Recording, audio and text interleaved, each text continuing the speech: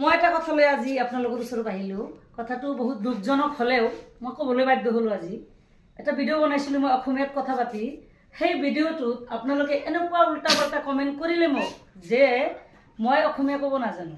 কিন্তু মই যেতিয়াৰ পৰা ফেচবুকত আহিছোঁ বা ছ'চিয়েল মিডিয়াত আহিলোঁ তেতিয়াৰ পৰাই মই ট্ৰাই কৰিছিলোঁ বাংলাত কথা ক'বলৈ। মানে বাংলাদেশৰ চব কণ্টেণ্ট ক্ৰিয়েটাৰবিলাকে কণ্টেণ্ট ক্ৰিয়েট কৰি থাকে। মই ভাবিলোঁ তেখেতৰ নিচিনা যদি কথা ক'ব পাৰোঁ, অলপ চেষ্টা কৰিলোঁ। সেনেকৈ মই ভিডিঅ'ৰ সন্মুখত যেতিয়া আহোঁ ভিডিঅ' বনাম বুলি কেমেৰাৰ সন্মুখত, তেতিয়া মোৰ সেই কথাটোৱে আহি যায়, বাংলাত কথা আহি যায়। তো কিছুমানে মোক বাংলাদেশী বুলি ভাবে সেনেকুৱা, কিন্তু একচুৱেলি নহয়। মই সদায় অসমীয়া মানুহৰ লগতে থাকোঁ। মই অসমৰে মানুহ, অসমীয়া মানুহৰ লগতে কথা পাতোঁ দিনটো।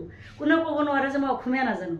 কিন্তু দুখৰ বিষয় হ'ল এটা ভিডিঅ' বনাওঁতে মোৰ এনেকুৱা উল্টা পাল্টা হৈ গ'ল অলপ। আপোনালোকে যেনেকুৱা বেকে ক'লে মোক আগতে অসমীয়া ক'বলৈ শিকক, বাংলাদেশৰ মানুহ হৈ আপুনি অসমীয়াত কথা পাতিব আহিছে। কিন্তু নহয়, মই এই দেশৰে মানুহ, অসমৰে মানুহ, অসমৰে ছোৱালী, অসমতে জন্ম পাইছোঁ, বাংলাদেশৰ নহয়। মই অসমীয়া ক'বলৈ জানো, দিনটো মই অসমীয়া মানুহৰ লগতে থাকোঁ। কিন্তু মই যে কৈছিলোঁ ফাৰ্ষ্ট টাইমৰ পৰা অলপ ট্ৰাই কৰিলে মানুহ চব হৈ যায়।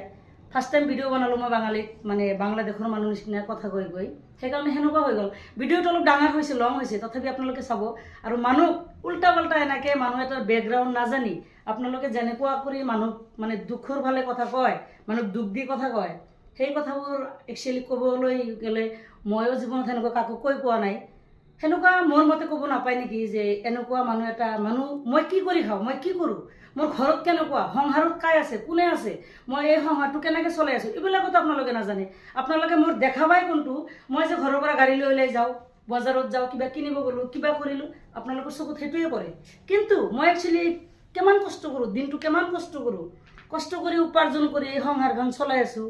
এইটো মই ঘৰৰ খৰচখিনি মই কৰি আছোঁ। এটা ছোৱালী মানুহ হৈ যিবিলাক মতা মানুহে সংসাৰ চলায় তেখেতে জানে যে এটা সংসাৰৰ কিমান কষ্ট, কিমান দিবলগীয়া থাকে, কিমান নিবলগীয়া, কিমান কষ্ট থাকে। আৰু তাৰপিছত মই ছোৱালী মানুহ, ঘৰৰখিনিও কৰিব লাগে। মোৰ ঘৰৰ চবখিনি কৰি তাৰপিছত বাহিৰত ওলাই যাব লাগে। আকৌ বাহিৰৰ পৰা ইনকাম কৰি আনি আকৌ ঘৰৰখিনিও কৰিব লাগে। হাজবেণ্ডক ভাত ৰান্ধিও খুৱাব লাগে।